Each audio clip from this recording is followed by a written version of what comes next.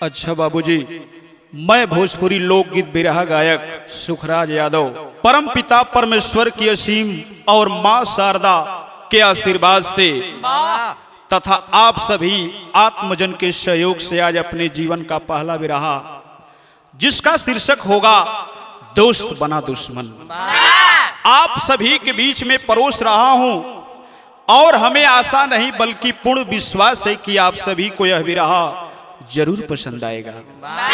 और हमारे लिए यह बड़े गर्व की बात है कि आज हमारा बिरहा आरके स्टूडियो जामानिया के मालिक एवं रिकॉर्डिस्ट बड़े भैया श्री रमेश सिंह जी के द्वारा किया जा रहा है। आज हमारे रिकॉर्डिंग के दौरान स्टूडियो में कुछ लोग की सादर उपस्थिति भी है जिनसे मैं आप सभी को अवगत कराता हूं। बिरहा सम्राट कवि एवं हमारे गुरुजी श्री रामाशीष पासवान जी, श्री जेपी कवि जी, बड़े भैया श्री महेंद्र सिंह यादव जी, श्री प्यारी बालिका इंटर कॉलेज के प्रबंधक साहब, बड़े भैया श्री शशिकांत यादव जी और हमारे गार्जियन मार्गदर्शक श्री नवीन प्रधान जी बड़े सर की धरती से, और हमारे हारमोनियम वादक श्री कन्हैयालाल जी और ढोलक पर वादकी करते हुए हमारे बड़े भैया श्री राजवंश जी, और कोरस पे श्री लाल जी भैया, श्री धर्मराज भैया, श्री सतीश भैया जी भी हैं। आइए गौर करेंगे यह कैसी कहानी है। 4 लाइन भूमिका में भाव में कवि जी के संकेत बा का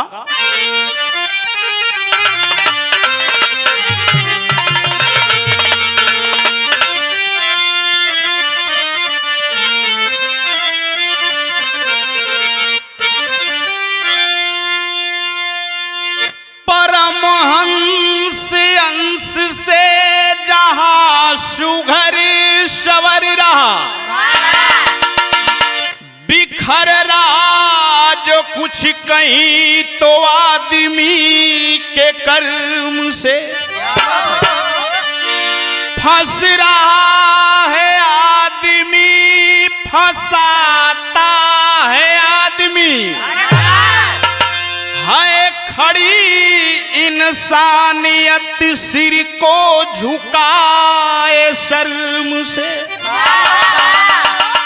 बह गया एक बागवा हैवानियत की धार में, आधार ही जब ना रहा उजड़ा चमन संसार में, भूल ऐसी क्यों हुई इंसान है तो सोच तू, राम शीश मिलना पड़ेगा एक दिन करतार से।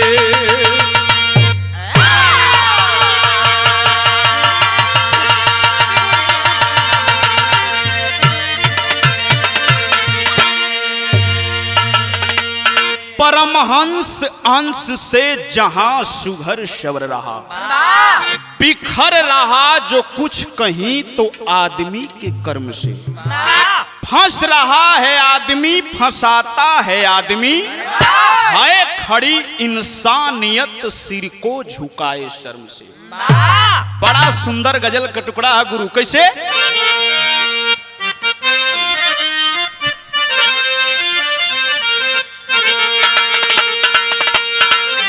जहां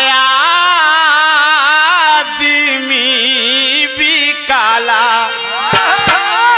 हो, जहां आदमी भी काला, बाजार ना कहाला, जहां आदमी भी काला,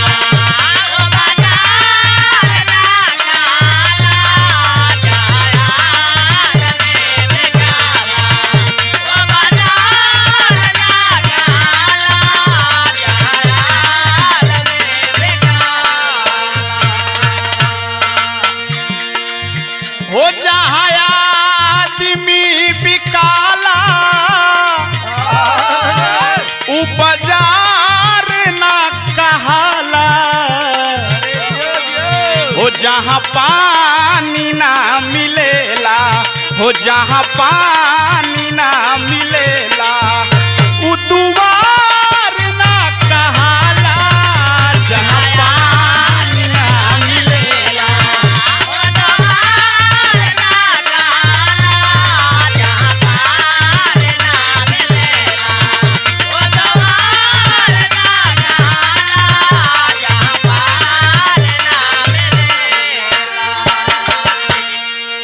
इससे भी अच्छा भाव हमारे बिरहा में लिखा गया है। क्या? हो कैसा बनाया नाता, हो कैसा बनाया नाता संसार में विधाता, कैसा बनाया नाता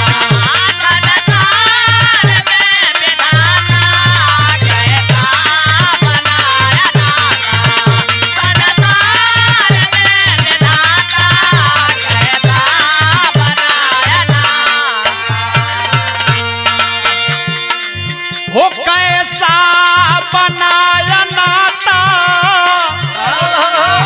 संसार में विधाता, जिसमें उलझ के मानो हो, जिसमें उलझ के मानो है जिंदगी बिताता, जिसमें उलझ के मानो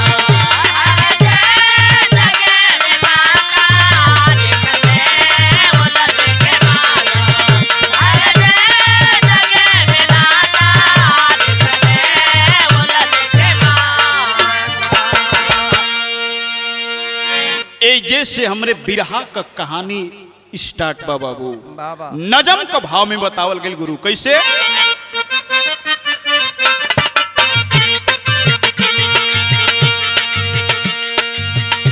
रिश्ता का जाल ऐसा मालिक यहाँ बनाया,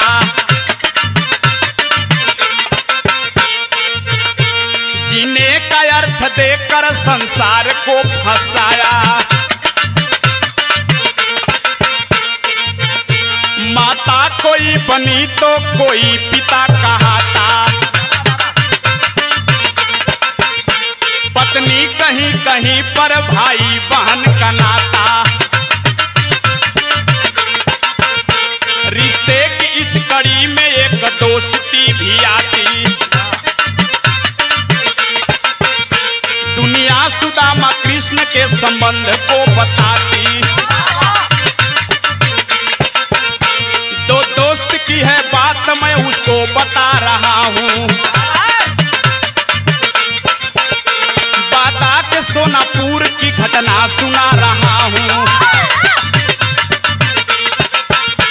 थे राघवेंद्र संजय बचपन के दोनों साथी, थे राघवेंद्र संजय बचपन के दोनों साथी, अलग थी हैसियत पर दोनों की एक जाति, अलग थी हैसियत पर।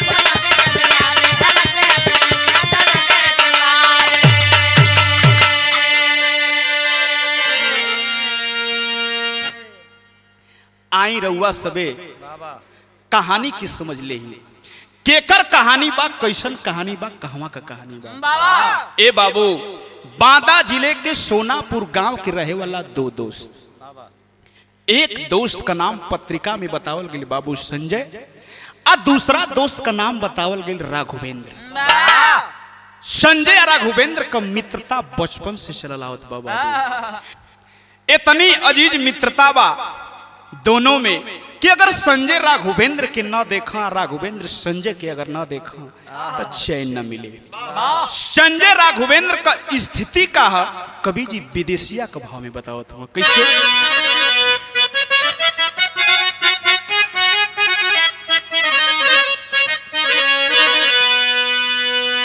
गांव के गरीब मनई संजय सिंह पटेल रहले, बेटा बेटी बीबी संग करेले खेती बाड़ी,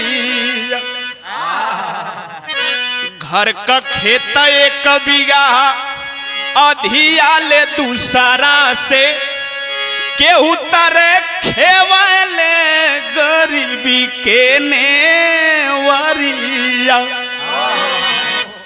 मितवाय मेरे राघव धनी रहले गौवा में जिलावा में ठिका ले करवे ठीके दरिया संजय गरीब पर अमीर राघव मितावा हो सुंदर निभावे यारी जन ले जावरिया। ए बाबू संजय का किस्मत में भगवान गरीबी लिखले हुवन। एगो झोपड़ी बा, ओ झोपड़िया में अपने बीवी के साथ दूगो बच्चन के साथ गुजारा करत हुवन। 1 बीघा खेत बा, अगर उसे पूर्ति न होखे त अधिया बटैया दूसरा से लेलन। औ नहीं का दोस्त जवन राघव हो बाबू जिला जवार में नाम बा, बहुत बड़ा ठेकेदार हुवन। ए बाबू एक दोस्त धनी आ दूसरा दोस्त गरीब, दोनों एक दूसरे का बड़ा हेल्प करेलन, बड़ा सहायता करेलन। जब संजय के ऊपर मुसीबत पड़ेला तो राघव कामे आवेलन, आ राघव के ऊपर जब मुसीबत पड़ेला तो संजय कामे आवेलन। ए बाबू संजय का जिंदगी में एक बड़ा खुशी का बात बा। बिरहा में भाव बदल गल गुरु कैसे?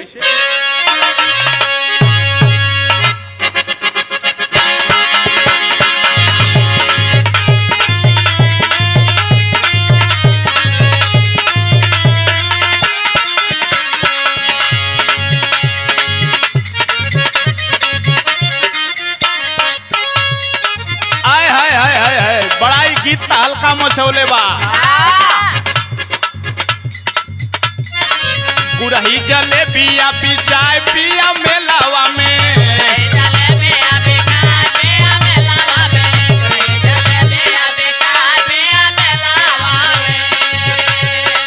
ले ले यह कर में छनात होई तेलावा में, ले ले यह कर में छनात होई तेलावा में। गुरही जलेबिया पिचाए पिया मेलावा में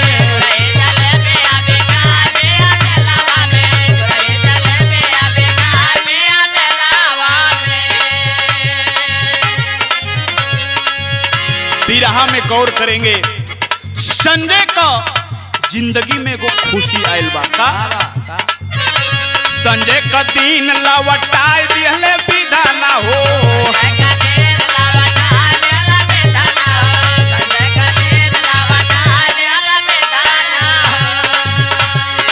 बिगड़ल नसीबिया बनाए दिहले विधाना हो, बिगड़ल नसीबिया बनाए दिहले विधाना हो। संजय का दिन लवटाए दिहले विधाना हो,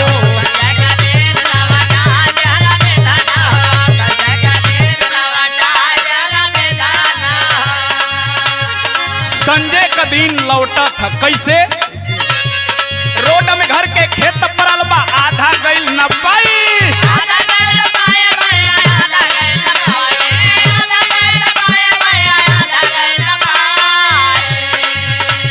17 लाख भय मुआ बजा के गए रुपया पाई।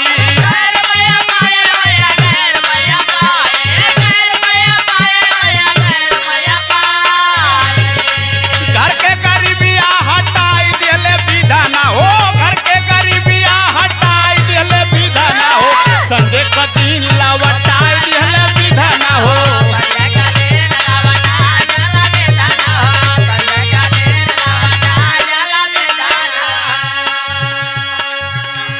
दिन लौटल संजय का कैसे कि जौन हाईवे रोड बनत रहल बाबू, ओही में संजय का जौन 1 बीघा खेत बा ओकर कुछ भाग जौन बा चल गई। सरकार 17 लाख रुपया मुआवजा देवे के कलेवा। जब संजय के 17 लाख रुपया मिल गई तो शाम का समय अपनी पत्नी उर्मिला के साथे अब बचवा बचियन के साथे खाना खात हुआ। आज सोचत हुआ कि जौन 17 लाख रुपया मिलल बा ओकर करल का जाई। कर्जा भराई, खेत लिखाई, घर सुंदर बनवाई,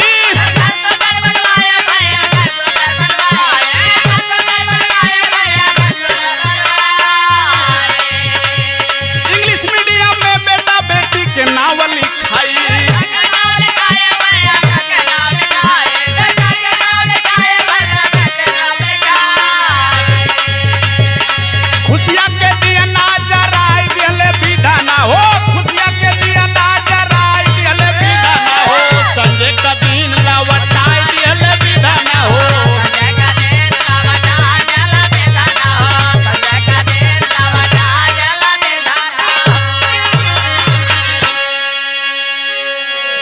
संजय कहला अपने पत्नी उर्मिला से कि सुना, जौन सरकार 17 लाख रुपया देले बा, सबसे पहले अपने बचवा बचियन का नाम इंग्लिश मीडियम स्कूल में लिखवावल जाई। आज का सिचुएशन, आज का जमाना के देख के कुछ पैसा बची तो जौन है झोपड़ी बा ना, एक आध दूठे मकान बना लेवल जाई, और जौन उमा से पैसा बची ओकर खेत लिखावल जाई।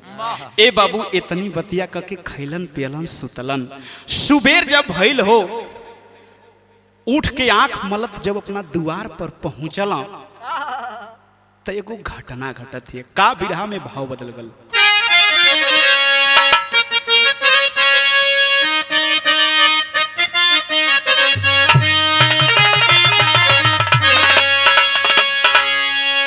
मनवा कैसो चल बाता मनवे में रही गईले, मनवे में रही गईले, ना भइले सपना साकार।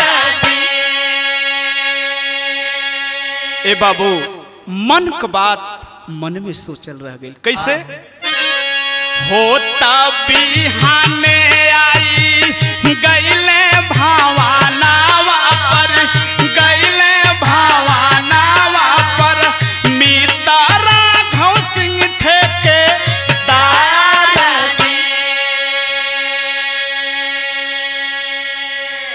होत सुबेरे संजय का मित्र राघव ठेकेदार अइलने बाबू। सर समाचार भयल, चाय पानी भयल तो संजय पूछला कि दोस्त कैसे हो। राघव बतौला कि दोस्त कुल तो ठीक बा, लेकिन सुनले बानी कि जेकर जेकर खेत हाईवे रोड में गइल बा, सरकार कुछ रुपया मुआवजा देले बा। ए बाबू संजय कहला कि हाँ दोस्त बात तो सही बा। सुनली है कि संजय तोहरो जमीनिया चल गइल बा। ए बाबू संजय कहला कि हाँ मित्र, जमीन तो हमरो गइल बा। 17 लाख रुपया सरकार हमरो के दिले बा। ए बाबू राघव जब सुनला कि 17 लाख रुपया मिलल बा तो अपने मन का बात इजहार करत हुआ। कैसे संजय से बोला बाता मितवा निभावा साथा, मितवा निभावा साथा, जातबाई जातिया महाराज। ए मित्र हमरो इज्जत का सवाल बा। का सवाल बा? काम रुकला बाटे, पैसा फसला बाटे, पैसा फसला बाटे, दे देता रुपया उधार।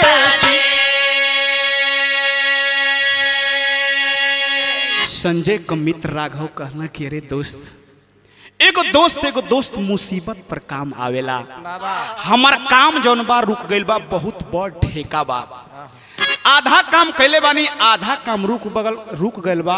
अगर कुछ पैसा तू हमरा के दे देता तो हम कमवा के जब पूरा कर लेती तो आवत तो फिर तो के दे देती।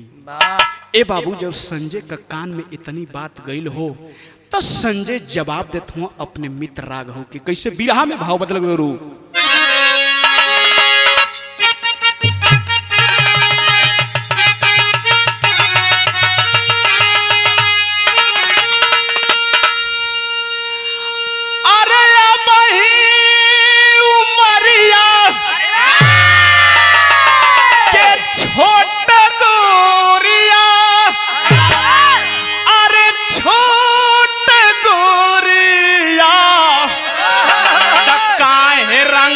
बालू लाल लाल ओठ गोरिया काहे।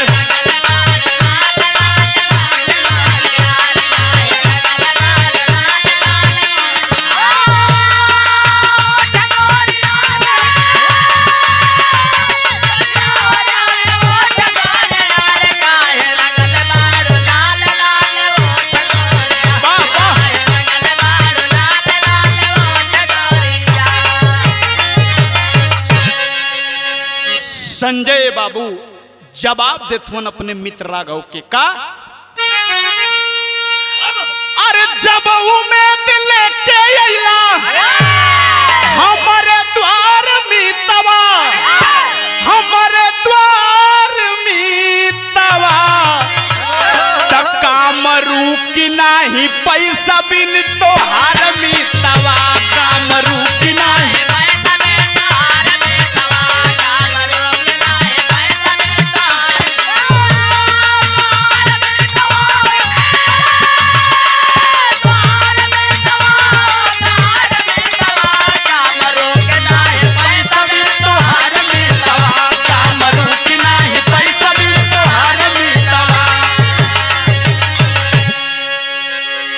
अरे खेतवा के हमारे मिलल बा कीमतिया, अब पैसा बदे नाई जाई तो हरी जतिया।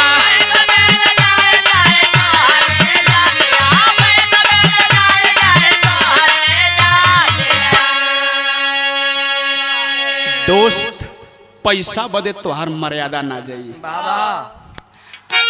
अरे बैंक चल के लेला जवन दरकार मितवा हो, दरकार मितवा तक काम रुकी नाही पैसा बिन तोहार मितवा। दोस्त पैसा बिना तोहार काम ना रुकी। चलल चलल जाओ बैंक। ए बाबू घड़ी जब 10 बजवल हो, बैंक का खुले का टाइम भइल तो दोनों दोस्त बैंक पहुंच गिलन। बैंक पहुंच गिलन तब बिरहा में भाव बदल गल गुरु।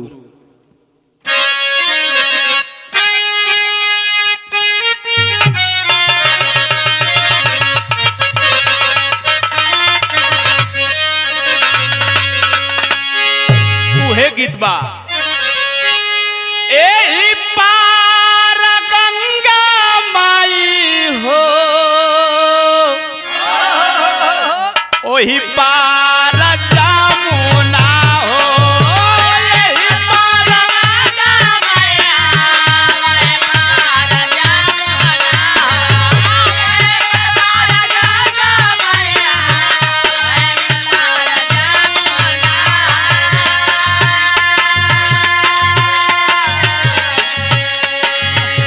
एही पार गंगा माई हो, ओही पार जमुना हो। बिचवै में केवट मोर रजऊ डेरावा डलले हो। बिचवै में केवट मोर रजऊ डेरावा डलले हो। बिचवै में केवट मोर रजऊ डेरावा डलले हो।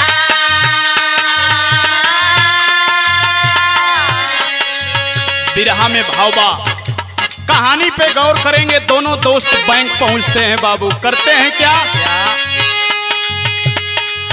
10 लाख ले लिहले राघव सिंह रुपैया हो। 10 लाख ले लिहले राघव सिंह रुपैया हो। 10 लाख ले लिहले राघव सिंह रुपैया।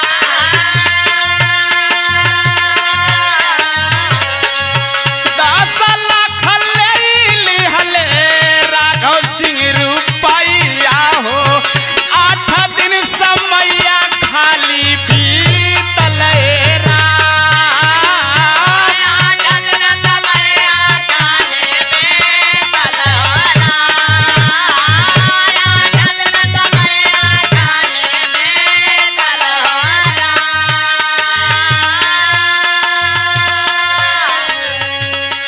ए बाबू बैंक जब पहुंचला दोनों दोस्त त राघव कहला कि मित्र संजय 10 लाख रुपया का हमके जरूरत बा।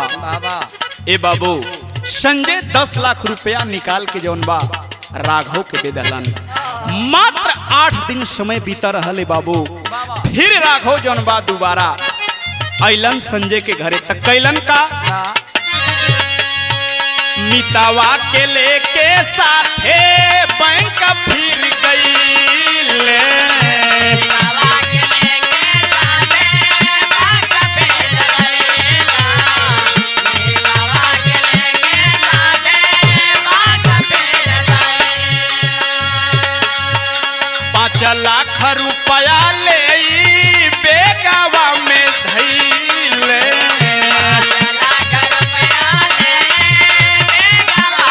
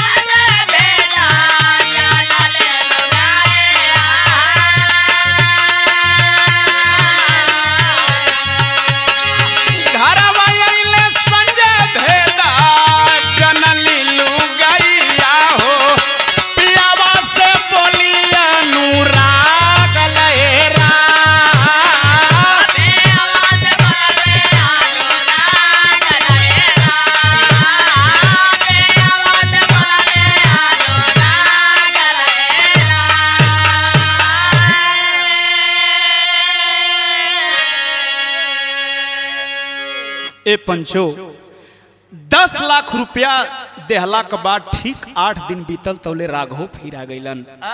कहला कि दोस्त 5 लाख रुपया के जरूरत हमके औरी बा। ए बाबू एको बेरी संजय के दिल में हिचक ना आइल, जाके बैंक दोबारा निकाल के फिर 5 लाख रुपया दे दहलन। बैग में ध के जौन बा राघव अपना रास्ता चललन, संजय अपना रास्ता चललन। रास्ता में आवत जौन बा संजय सोचत हवन कि यार सरकार हमके 17 लाख रुपया देले बा, 15 लाख रुपया जौन बा हम अपना मित्र के दे देहली। ए बाबू एगो गरीब छोटे पूजे में बहुत बड़ा सपना सजावेला। मात्र 17 लाख रुपया में संजय सोचले बा कि अपना बचवनों के पढ़ाई, घरवो बनवाई, खेतों लिखवाई, उहे ओकरा खातिर बहुत बड़बा। ए बाबू घर आकर के जब सारी बात अपनी पत्नी उर्मिला को संजय बताता है, मनहूस था। संजय का पत्नी उर्मिला समझावत बा टेरी के भाव में, गुरुजी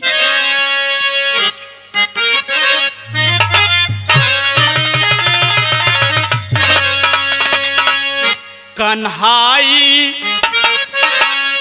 दुई ठोलो का दे दिए, अरे मोर राम रे हो कन्हाई दुई ठोलो का दे दिए, गहरा सागर से याराना की गहराई। ए बाबू उर्मिला जब सुनला सारी बात कहलस कि सैया इतने में तू घबराए लगला, तू कोनो दुश्मन के नहीं खदेले, अपना मित्र राघव के देले वाला। बचपन से त नहीं जानत, लेकिन जहिया से आइल बने तहिया से देखला कि एगो भाई की तरह रिश्ता निभावेला। भगवान श्री कृष्ण अपने मित्र सुदामा के दोनों लोक दे दिले रहनन। गहरा से भी सागर रिश्ता होला एगो मित्र का। सैया तू घबरा जन, फिर समझावत बा कैसे।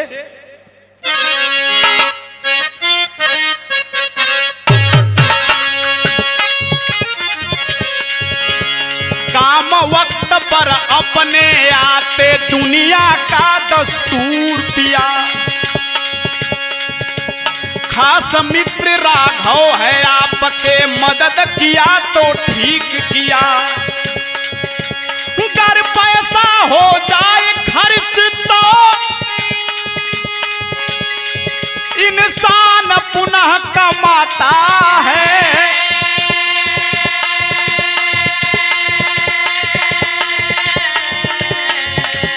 घूमल सारी दुनिया पर, अरे घूमल सारी दुनिया पर, एक मीत कहाँ कोई पाता है,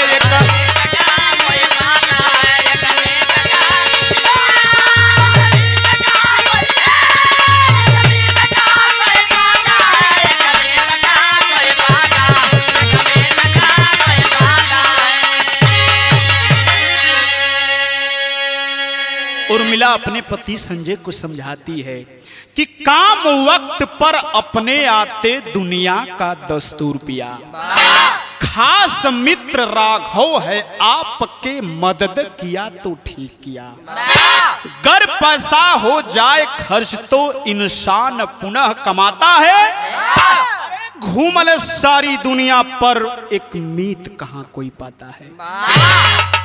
सैया रुपया पैसा आज बाह काल चल जाई, फिर आई फिर जाई, लेकिन एगो मित्र खोजला पर दुनिया में ना मिलेला। ए बाबू जब इतनी बात संजय जौन बा अपने पत्नी के मुँहे सुनलन त अपने मन में विचार करत हुन। गुरु बिरहा में भाव बदल गल।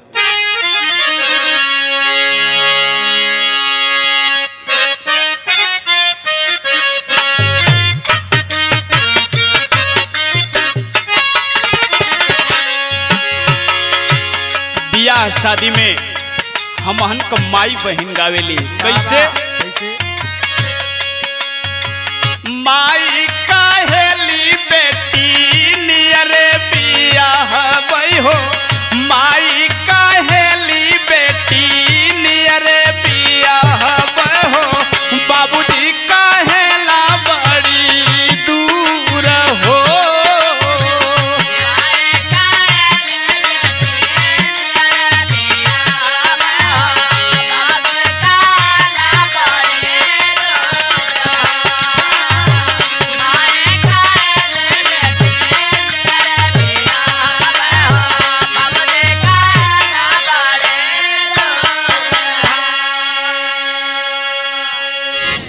पत्नी का बात मान के अपने मन में सोचत हुआ, विचार करत हुआ ओ राघव मित्र के प्रति का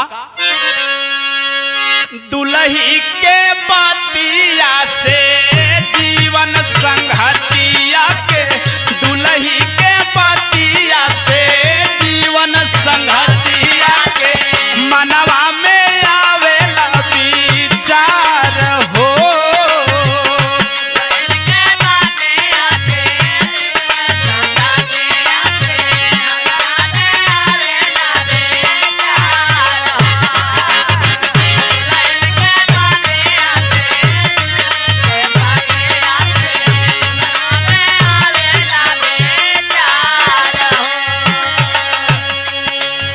सुख दुख पाराला पर कबो चिन्हायल नाही, सुख दुख पाराला पर कबो चिन्हायल नाही, राघव रहेला तैयार हो।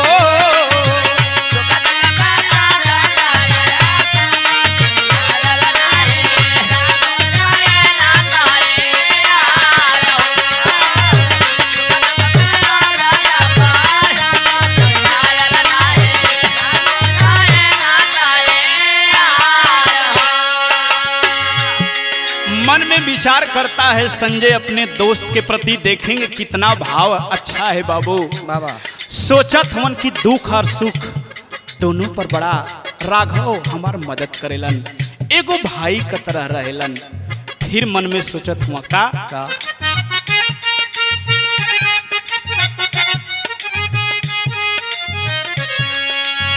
नन्हवे का साथी मोरा भाई के समान हो, सोची सोची झूठे हम बानी परेशान हो। कुछ दिन में वापस करी हमर रुपैया हो, कुछ दिन में वापस करी हमर रुपैया हो, राघव बड़का ठेकेदार हो।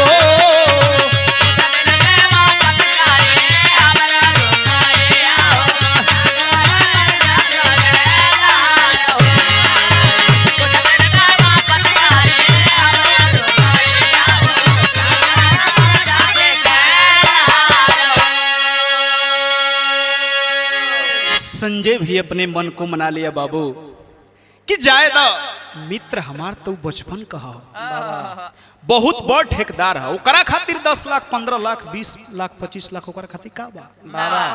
ए बाबू मन की तो मना लेना हो, लेकिन 1 महीना 2 महीना 3 महीना 4 महीना 5 महीना 6 महीना का दिन गुजर गई, लेकिन संजय का मित्र राघव ने एको बेर मिले अलन आ ना तो एको बेरी फोन से बात कैलन। संजय का मन में विचार आयल कि रे बाबू, जहिया से हम अपना मित्र राघव के दिले बानी 15 लाख रुपया, ना तो हमार दोस्त हमसे मिले अलन आ ना तो एको बार फोन से बात कैलन। मन में विचार बनाता है संजय, क्या कईयों वादे बीत गए, अरे कईयों वादे बीत गए, 6 माह समय है पास हुआ, तब डूबा सोच में संजय सिंह घायल उसका विश्वास हुआ। ए बाबू 6 महीना का दिन जब गुजर गई तो संजय का विश्वास जौन बा अपना मित्र राघव के ऊपर से उठने लगा।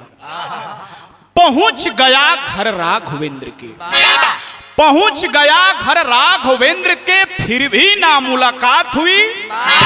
एक रात मोबाइल के माध्यम से मीत की बात हुई। ए बाबू, मन में विचार बनाता है संजय की चला जब हमार मित्र ना आइलन तो हम ही चल के उनकरा घरे उनसे मिल ले ही। ए बाबू, घरे जब गईलन हो तो राघव से भेंट ना होत बा। राघव का पत्नी मिलली। ए बाबू, चाय पानी कैलन आ कह कैलन कि देख जब हमार दोस्त राघव आज यहाँ तो या तो हमसे कह दी हम मिली लीहन, आया तो मोबाइल से बात कर ली हम। ए बाबू, शाम के समय जब राघव लौट कैलन अपना काम से, उनकर पत्नी संजय के द्वारा कही गई बात को पूरी बता देती है। राघव मिले काहे के जाए बाबू, उनका पास टाइम कहाँ बा। फोनवे से बात कैलन। बात का कैलन, बोला राघव परेशान ना हो।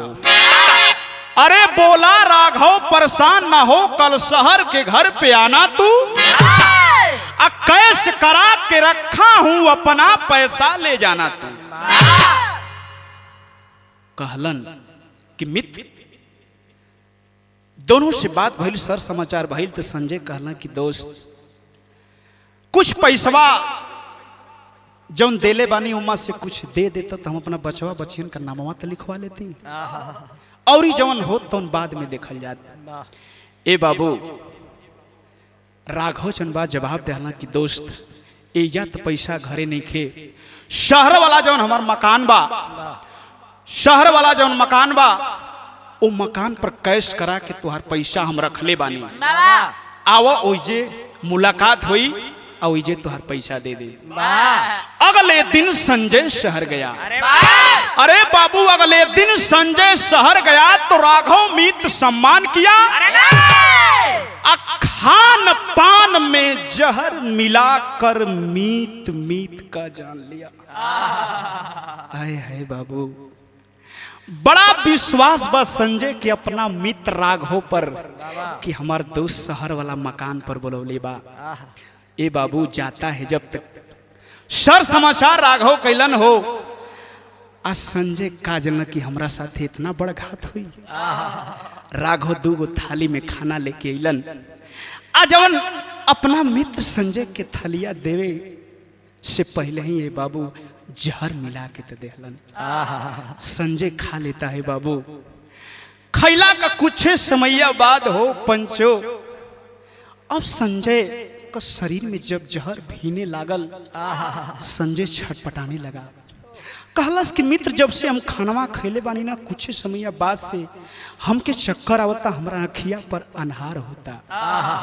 हे बाबू, मन ही मन जौन बा राघव मुस्किया था कि बचो, कुछ समय बीतत बीतत अब तू जइबा, तो के रुपया चाहतला ना, घबरा जान, कुछ समय और बीते तो के हम रुपया दे दे। ए बाबू, समय या जैसे जैसे बीते हो वैसे वैसे अब संजय मौत के मुंह में जाने लगा। संजय मौत के मुंह में जब जाए लगलन, ऐसा समय आयल कि संजय ए दुनिया के छोड़ के चल रहलन। ए बाबू, जब राघव मित्र केतनों से संतोष ना भइल हो तो संजय के लसिया के अपने अंगनवा में गाड़ देहलन। आ जब गाड़ देहलन हो तो कवि जी पहपट का भाव मिली कतवन का,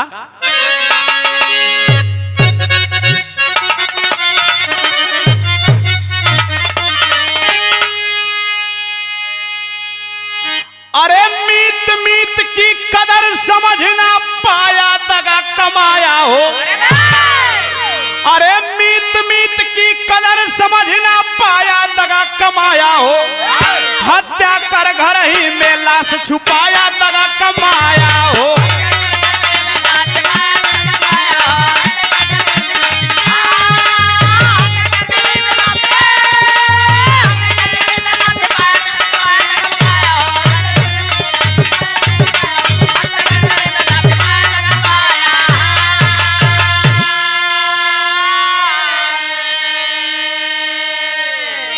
फोन किया संजय के घर, रुपया ले संजय गईले हो। कहा था घर जा फोन करो, पर बात न हमसे कईले हो। ए बाबू, राघव संजय के जौन बा अपने अंगना में गाड़ दहलन। गल्ला के बाद मोबाइल उठा के फोन कैलन संजय के घरे। ए बाबू, फोन जब उर्मिला उठाती है तो राघव जवाब देते हुआ कि का हो वही संजय नहीं खा पहुंचन का, पैसा दे के हम संजय के भेजले बानी, कल हैं कि देखा मित्र पहुंची है ते वही फोन करी है। सुबह कम से कम 12-1 बजे का हम भेजले बानी, वहीं तक उनकर फोन आयल, साँझ हो गई। ए बाबू, उर्मिला जब इतनी बात सुनती है, अब वहीं सोचही के बाद तो ले फिर राघव बोलत हम का, अरे अब तक क्यों ना नंबर मेरा मिलाया दगा कमाया है। ए बाबू अब तक क्यों ना नंबर मेरा मिलाया दगा कमाया है। अब फोन उसे दो है ओ कहा भुलाया दगा कमाया है। ए बाबू फिर जवाब दिया कि अब तक क्यों ना नंबर मेरा मिलाया दगा कमाया है। अब फोन उसे दो हयो कहां भुलाया दगा कमाया है। ए बाबू संजय रहतन तब तक फोन करतन। उर्मिला जब इतनी बतिया सुनलस हो तो जवाब दिलस फोनवा में का कही उर्मिला पति मेरे अब तक ना घर पे आए हो। कहाँ रुक गए मैं ना जानू हमसे नहीं बतलाए हो।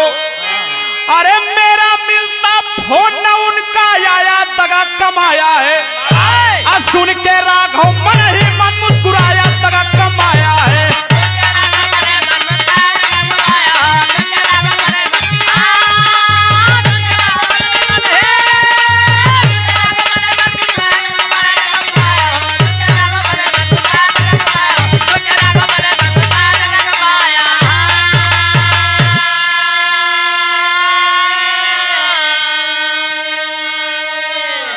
उर्मिला फोन में जवाब देती है कि ना जी अब वहीं तो नहीं खे आइल, खाली इतने कह के गैलन हा कि जात बानी हम शाम तक वापस लौट जाई। सुनी जी हमरो फोनवा जवन बा लगावत नहीं तो फोनवा लागत नहीं खे ना तो हर से आवत बा। जब इतनी बतिया राघव सुलन बाबू तो मन ही मन मुस्कुरात हूँ। कहलन कि जवन तोहार आशा लागल बा कि उ शाम तक वापस जइहन तो संजय वापस उ तो परलोक सिधार गइलन। बाबा मन में बाबू यह बात सोचता है। सुबह से शाम, शाम से घड़ी जब 8 से पार भइल हो तो संजय का पत्नी उर्मिला खाना उना बना के टोप ढाक के जब अस्थिर भइल तब कबो अपने बचवा का मुहवा देखा, कबो अपने बचिया का, कबो दुआरिया पर झांक के देखा कि हमार सैया जी अहन। कबो बचवा कहे कि मम्मी पापा कब अहन। ए बाबू बेटा बेटी दोनों जौन बा आशा लगवले हुमन, माई भी आशा लगवले है कि हमार बचवन का पापा जरूर अहन। घड़ी जब 10 से पार भइल हो बाबू उर्मिला का जौन बा दिल घबराने लगा। सोचने पर मजबूर हो गई कि लागत हमार सैया के साथे अनहोनी हो गई। इहो मन में विचार करत बा कि हे प्रभु ई युग जमाना आजकल बड़ा खराब बा, ऐसा न हो कि हमार सैया के साथे अनहोनी हो जाओ। ए बाबू आगे का भइल आला के भाव में गुरु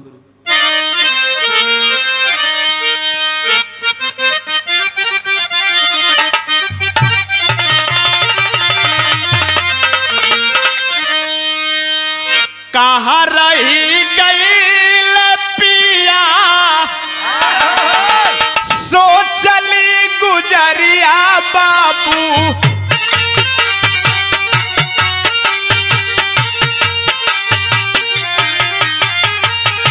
शाम तक आ जाइब हमसे गईले हो बता।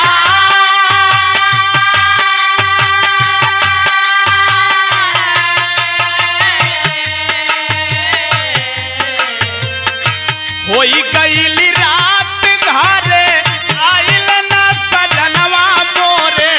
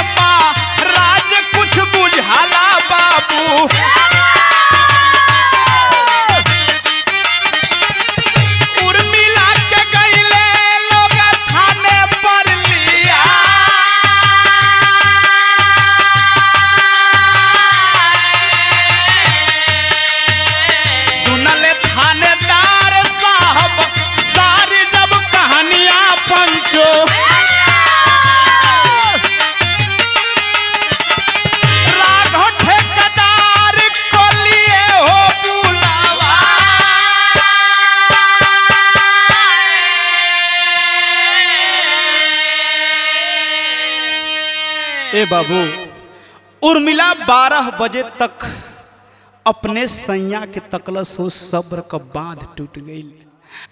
छाती धोने लागल आ रोवे लागल। अपने बचवा का मुहवा देखे तो ले अपने बचिया का मुहवा देख के झरझर झरझर रोवत बाहो। ए बाबू, गांव घर अगल बगल का लोग जब ओकर रोवाई सुनलन, घरे अइलन। ए बाबू, कैसो मन के मनावत हवन, समझावत हवन। हितई गनई हित मित दोस्त संगी सबका खातिर फोन कैलन, लेकिन एक के आवाज आई कि संजय यहाँ पर नहीं खन। ए बाबू, जब इतनी बतिया सुने उर्मिला हो बेहोश हो जाए। लोग पानी छिड़क के होश में ले आवा, सैया कह के फिर जौन बा गोता जाओ। ए बाबू, सुबह भइल हो। कुछ लोग गांव घर का मिल के विचार बनौलन कि यार संजय गैलन अपने दोस्त राघव के यहाँ। उर्मिला बतावत बा उहू पैसा लेवे खातिर। ऐसन तना कि पैसा का लालच में आके राघव संजय के मार दिले होगा।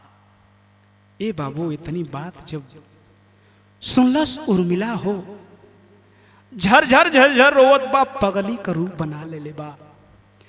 लोग विचार बनौन कि चले के अब थाने जा करके एक एक बात रिपोर्ट में जब लिखवावत हमन, थानेदार साहब समझ गए कि पैसे की बात थी। दोनों मित्रों में पैसे की बात थी। हो सकता है कि एक मित्र दूसरे मित्र का पैसे की लालच में आकर के जान मार दिया हो। बाबा, ए बाबू, थानेदार साहब पुलिस के भेज करके मंगवा लिए थाने में राघव को। अब मंगवा लेलन तब भयल का सदर आल्हा में भाव बा।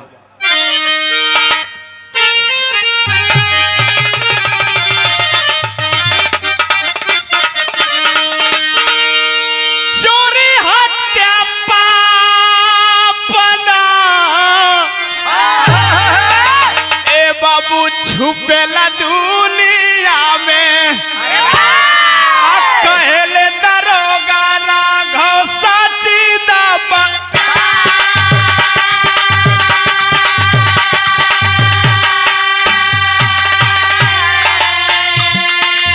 भैली जब कड़ाई राघवेंद्र टूटी गई।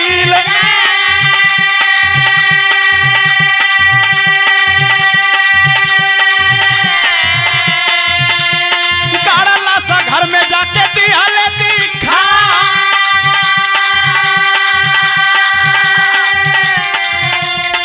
ए भैया, उर्मिला के छतिया पर गिरल बाबा जरावा।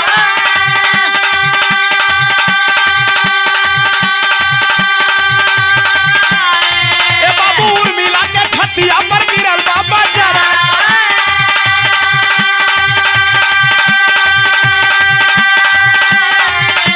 सजना के लाश देखी गईली पगला।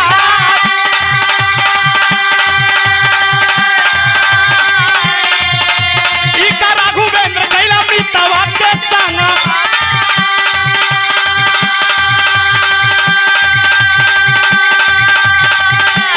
इका राघवेंद्र कैला मितवा के संगा।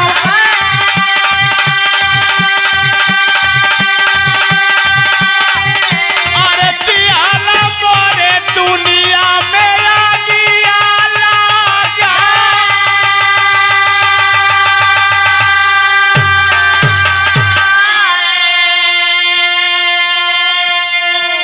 वेद पुराण शास्त्र बताता है बाबूजी की चोरी हत्या पाप न छिपल बा न छिपी। वैसे ही दरोगा साहब जब राघव के बुलौलन हो और जब पुलिस का डंडा पड़े लागल वही पिछवाड़ा पर, राघव बर्दाश्त नहीं कर पाया। सारी बात ए बाबू एक एक करके लगलन बतावे। जे बा वही जाते सुनल तोरी बाप रे बाप करेजा पहा धके सोचत बा कि बा रे मित्र, एगो मित्र खातिर का से का कर गइलन। आ एगो मित्र के साथ इतना बड़ा धोखा। ए बाबू, उर्मिला का नजर जब पड़ल ओ राघवेंद्र के ऊपर हो, पगली का रूप बनौले बा। कपड़ा का भी अगर ख्याल नहीं खे कि हमारा कपड़ा कैसे अस्त व्यस्त बा, बचवन का ख्याल नहीं खे खाली हाय सहिया कहे हो बाबू। जब नजरिया परल ओ राघवेंद्र के ऊपर तो एगो बात बड़ी मार्मिक कहलस बाबू खड़ी के भाव में।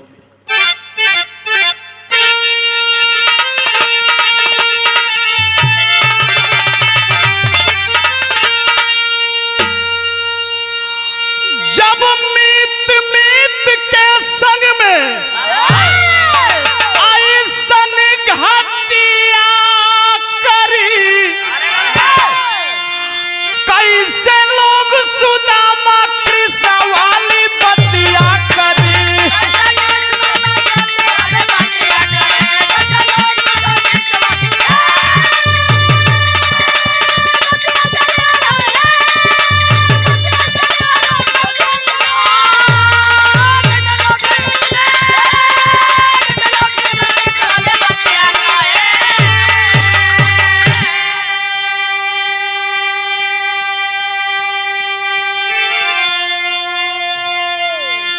हे बाबू उर्मिला का नजर जब राघव को ऊपर पड़ल हो बाबा तो कहले कि संजय का मित्र तू राघव हो ना, हमार सैया तुअर का बिगड़ले रहलन बतावा।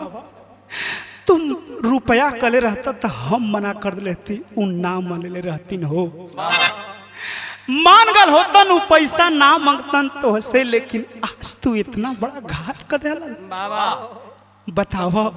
लोग सुदामा कृष्ण का दोस्ती का उदाहरण देलन, आज ई मित्रता का एगो जो रिश्ता बा मत तू दाग लगा देला। कहलस का कहे, जीवन दोस्ती में झलके सुदामा और श्याम हो, उहे दोस्ती के राघव कैला बदनाम हो। अरे जग थूकी तोहरा पर का दौलतिया करी, ए बाबू कैसे लोग सुदामा कृष्ण वाली बतिया करी।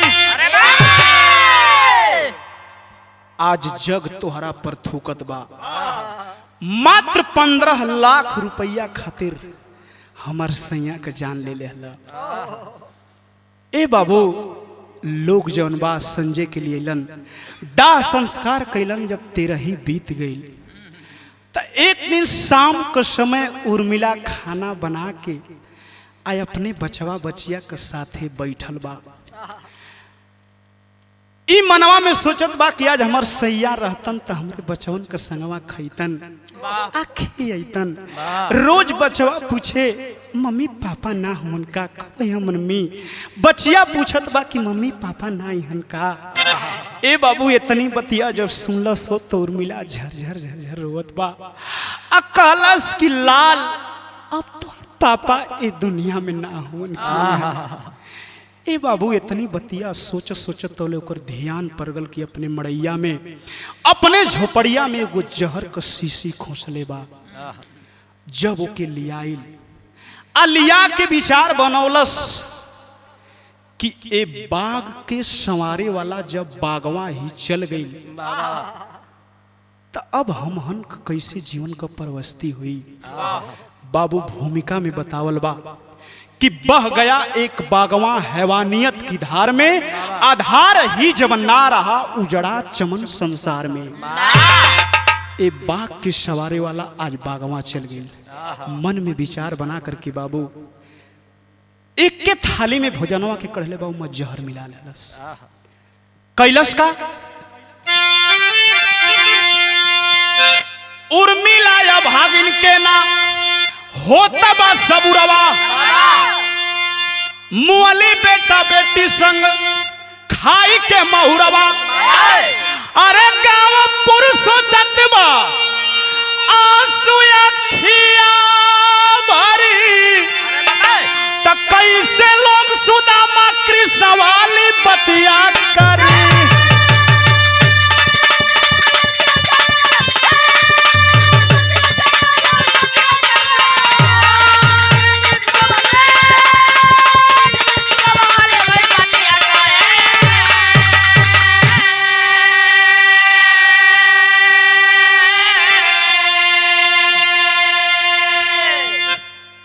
उर्मिला अभागिन के न होत बा सबुरवा, अमवली बेटा बेटी साथे खाए के महुरवा।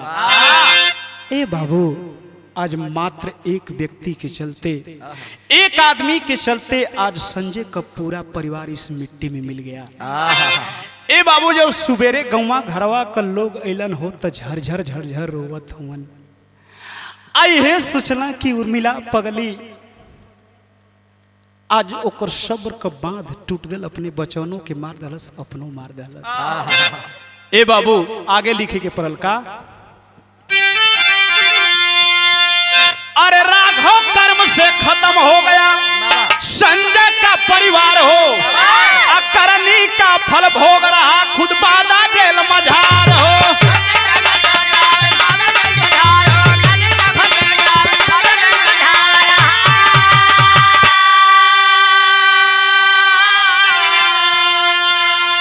ना जाने प्रशासन कवन गतिया करी, तो कैसे लोग सुदामा कृष्ण वाली बतिया करी।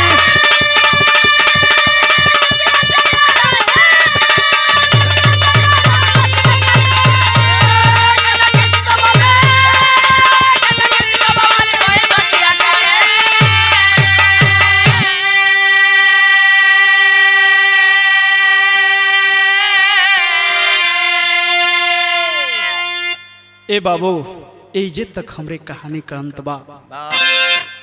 अंतिम में प्रमाण मिलता है क्या, गुरु बिहारी गुरु रमन क्या मानव का व्यवहार।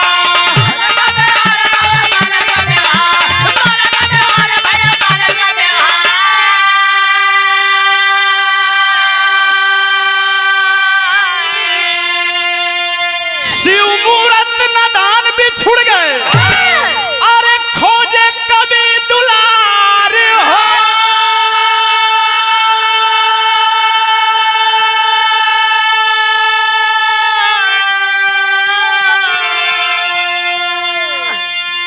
हो कन्हाई दुई ठो